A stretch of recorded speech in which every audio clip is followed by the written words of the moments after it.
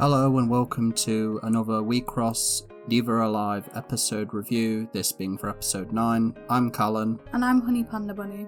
So this is the episode where Deus Ex Machina are essentially introduced. And what was your overall thoughts of the episode? I thought it was a fine episode to introduce them, and the whole episode as a whole felt like a good conclusion to how No Limit would get to fight the top group here, compared to obviously them being in Class C. Yeah, so this episode uses, I'd say, a fairly common story trope, which is that rivals or future opponents will unknowingly meet outside of their focus, in this case being the Diva battles. We see that in the real world they don't actually know, well, Hirana doesn't know, but over the course of the episode, Excel does eventually learn who Hirana is. So the episode basically is Deus Ex Machina's leader, Excel, is missing, and they have a battle coming up, and that's the jump start for the episode. So Hirana was originally going to meet up with Rei and Akino, but instead she meets up with a girl called Excel, and they're both interested in the legendary giant taiyaki, which location is a secret, but supposedly it is in town. Yeah, it was really cute, to be honest, and it felt very within Hirana. And as we see as the episode unfolds, both sides, we get to see how the teammates react to the leaders kind of going off on a whim.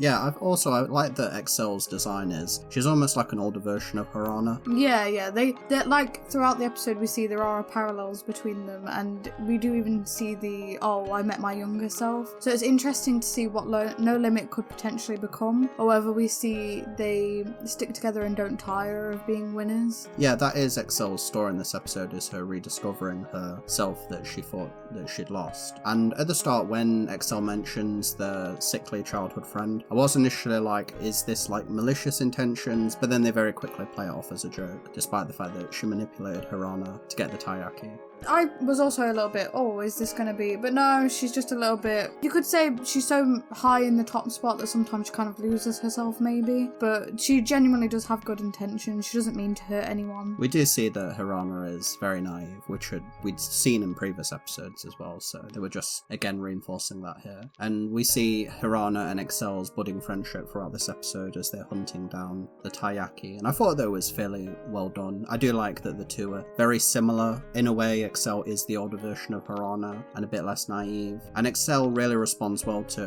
Hirana's enthusiasm when she's going into Wixoss and she's talking about her love of it, and in a way Excel is caught off guard. I'm assuming that this is a part of her that she was also like that at the start as well, but over the course of winning and reaching the top has muted it. It was really nice, like you said, being able to see kind of Excel and how she could it be an older version of Hirana potentially, but like you said, I really like the differentiation where Excel's a little bit more manipulative because she was perhaps so naive in the past. Not that the manipulation is in a horrible way, it's just that she's a little bit better at hiding herself than what Hirana is. I suppose you could say that over the years she's become hardened to it. That's why she's more hardened and maybe a little bit colder by her experiences. And we do get a bit more on Hirana's admiration of Eternal Girl, which is something that they had alluded to in the first episode, but we're only now really seeing this backstory. And we know that when she was younger, she'd seen Eternal Girl had battled 100 teams in a gauntlet match, and then one after another in an Eternal battle, and that's what cemented them as legends. And this is the performance that inspires Hirana, and that's what caused her to want to be a diva, which we knew from the first episode. It's nice to finally get this backstory because, as I said, it had been teased, but throughout most of the rest of the series it hasn't really been touched on. When we come out of that flashback, we see that Excel is also holding her hand out, very similar to Hirana. So again, she shares similar feelings, and interestingly enough, the date that Excel lists, April the 26th, as when Eternal Girl said their famous line, which is, if you don't give up, there are no limits. That's the actual release date for the card game, because April 26, 2014, that is when the card game was officially released, and then a few weeks before that, the first anime started. So I really like that nice bit of bringing real world history into the anime. I really liked it as well, and it was really nice to actually see a bit more of Eternal Girl. There's supposed to be this idyllic legend, and obviously with a legend you don't want to show too much of it, but also it was starting to become a bit, oh, they feel like just past players that have kind of been put to the wayside. We don't really know why they're so legendary, but in this one we kind of got that backstory for them too. But we got to see that they beat 100 girls and cemented themselves as legends, which was really nice, and we get to see someone more than just Hirana actually looking up to these characters, where it's usually just Hirana being like, oh yeah, I really love Eternal Girl. We get to see a little bit of it with Rei, but we don't get to see as much of it as I would like to out of groups, to say that they're supposed to be these legends, but it was nice to finally see that with the current leading team in number 1, even they're obsessed with Eternal Girl, so it was really nice to see that. Yeah, so it felt in the past the Eternal Girl was world building, they were a bit of background, and they teased stuff like we've seen Mika P, although she takes a slightly more of a role in this episode where she managed Card Jockey. We saw the other one has become a commentator, and then obviously my theory that the card shop owner is the missing one. So it is nice that they seem to be taking more of a role in this final quarter of the series. The other two girls in Deus Ex Machina, who we do see very briefly here, Dina and Machina. One is very childish and likes sweets, the other, she really likes making puns. So hopefully these two will be expanded a bit much more in future episodes, because we only briefly get to meet them. I didn't get much of a feel of their characters so far, so I'm really excited to see a bit more of them. I will say that Deus Ex Machina are not quite what I was expecting, because I thought they were going to be more professional. They were going to, because Mika P had seemingly chosen this team to be the one to reach the top, I thought they'd be more professional, more colder, more the experienced veterans, but they actually seem quite similar to previous teams. They're very jokey. Yeah, I was about to say, I actually feel like they embody a lot of the teams that we've seen so far. Like you have Tamago with Deuce, and then you have a little bit of the seriousness but also playfulness that I see in both Ray and Hirana in X, and then with Machina we get that kind of jokey playfulness that we've gotten to see from Diagram, which is really nice. So I feel like they embody a lot from other teams all together in one big team, and maybe it's the point of showing it's not just about the game and being so serious, but also about having a fun personality, which is what brings people to the team as well. So Excel has her match coming up and she's ready to give up before they can get the taiyaki, but Hirana persuades her to continue because Eternal Girl would never give up, and she quotes Eternal Girl again, and that resonates with Excel briefly before they both laugh over the silliness of it. And then eventually they do get their giant taiyaki after overhearing two girls who had just recently acquired it. But after they eat, the other two members of Deus Ex Machina arrive and tell her that Excel, we've been looking for you everywhere, you've got a match literally coming up right now. And she mentions after they exchange numbers to the other two that she met the girl who she used to be, which was Hirana. So Hirana in a way is her younger self. So this could be a case of this being Excel just trying to rediscover what it was she loved about Wixoss originally, and that might explain her motivations in the last bit. You could also say with a lot of these kind of esports, they tend to have a storyline and they tend to have a big rise and then they have a fall and then they come back from that, and you could say this was maybe her weak point of where she felt lost, and being able to meet with Hirana helped her find something again, which obviously helped with her, I think, fight the next team that they were fighting. Yeah, so after they exchange numbers, Hirana goes back to Ray and Akina, obviously incredibly late for their date because she got distracted by Excel. We see that she gives them tickets to Deus Ex Machina's next match, which I think's against an original team called Meteor Rhythm. And I was actually quite surprised we saw most of this match, but it was nice to see Deuce flex their skills. I really liked it as well, though I do think it was a bit too flashy at some times. I think some of the designs are a little bit questionable for Deus Ex for me. Like there's one where one grow is where she gets covered, and then the grow after that she suddenly loses. So she was more naked, then got clothes, and then proceeded to lose clothes. Yeah. I don't know, I just thought it was a little strange for a grow. I don't fully mind Deus Ex Machina's designs because I'm thankful a little bit that when they grow they do become clothed. And I also think they look cooler as well.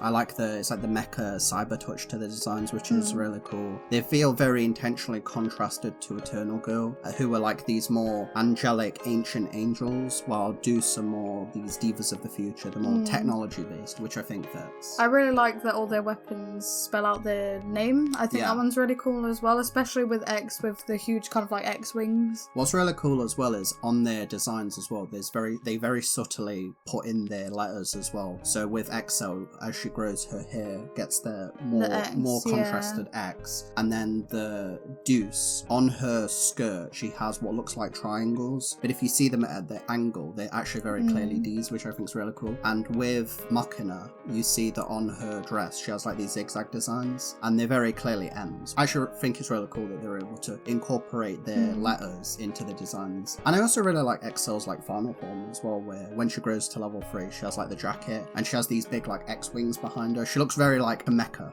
which I think is pretty cool. So the battle I actually really liked it. I don't mind the flashiness of it, just because I feel that Deus Ex Machina, they are the team that would want to show off and be flashy. This is a Class A fight, so of course it would be really flashy and up there. Yeah, so Meteora Rhythm, who, as I said, I'm assuming an anime original team, and they had an interesting design where they will look like the older, more, and they're like acrobatics. Yeah, their weapons were like mics, so I like that they would seem like a more traditional throwback team, which I thought was really cool. They still have the musical aesthetic, but it's more an older version, which I thought was really cool, and I didn't think they'd go that far just for like a random team that Deus Ex Machina. Yeah, even with like the peace attack and everything, we really got to see like a nice shine for the characters. So they come close but are unable to finish, and on the last turn Exile pretty much destroys them. Despite them having loads of resources, they still had Signes and plenty of Enna, but despite that, Exile was able to essentially end the battle after that final turn. And No Limit can only marvel at the extent that Class A battles have, because there's a clear distinction between Class C battles and Class A, and we get that bit at the end where Exile picks their next opponents to the shock of her team and Mika P, who has been watching, which is No Limit, and she says that she does this is thanks to getting the Taiyaki that Hirana helps. But I do suspect there's also that little bit of her finding her love again for Wixoss and Hirana helping to that. And we also see that Hirana is shocked because very early on, Axel knows who she is. Even though she has not heard of No Limit, she does know that she's a Diva team, but then Hirana has no idea that Axel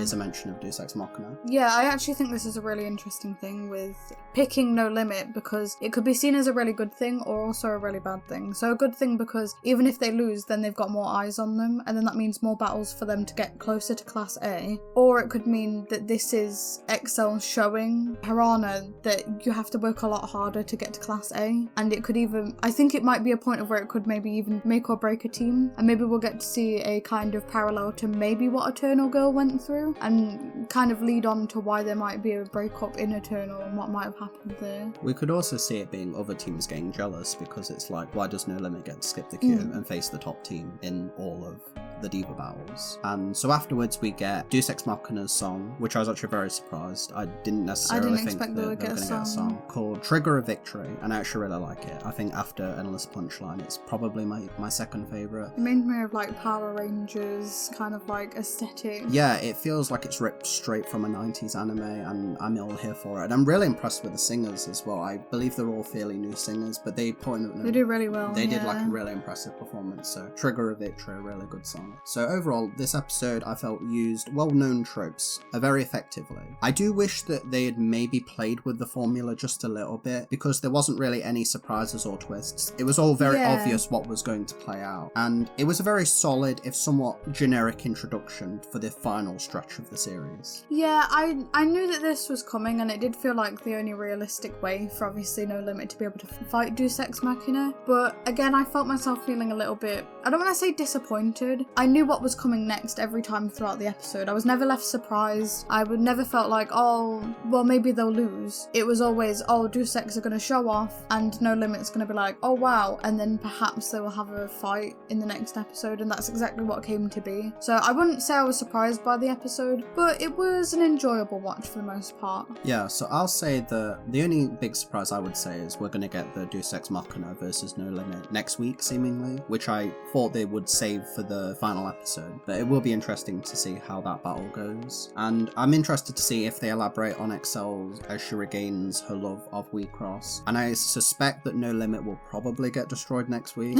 but maybe they'll get like a few hope spots before they fall, which would be nice. I'm expecting them to not win, obviously, because they're Class C against the Class A's, but we'll also see, because as Hirana always says, there are no limits if you keep going, so you never know what we might see next week. I feel that what will probably happen is they might lose in episode 10, and then they'll probably have their, not falling out, but like them losing their confidence, and then maybe regaining it in episode 11, and then having the rematch in episode 12. But I do feel that seemingly the gulf between Class C and Class A, I just don't know if it's going to be able to, if they're going to be able to gain that momentum enough within 2 episodes. It's something that I could see maybe, if it did get a season 2, I think this is a rematch that could potentially be down the line in season 2. It's either that or maybe they'll do a time time skip like they did for when they were at the bottom and then went to Class C suddenly. So, but I can't really see them doing that unless, but then again, I didn't see them going to do the time skip to Class C either, so we'll see. So thank you very much for listening. Thank you very much. Goodbye. Bye bye.